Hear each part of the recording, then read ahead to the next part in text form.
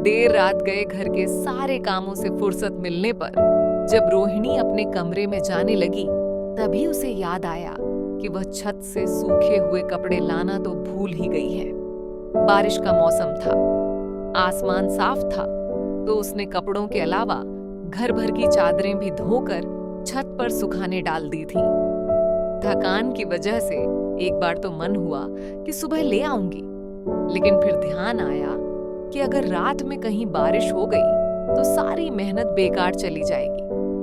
फिर रोहिणी छत पर चली गई।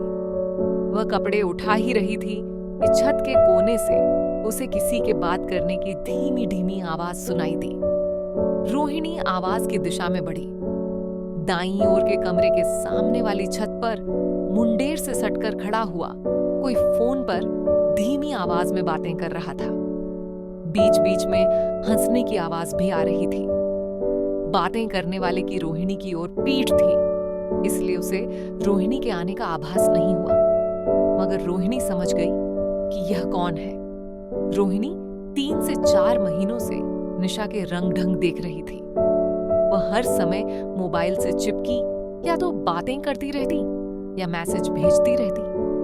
कॉलेज से आकर वह कमरे में घुसकर बातें करती रहती और रात का खाना खाने के बाद जैसे ही मोबाइल की रिंग बजती, वह छत पर भाग जाती और फिर घंटे भर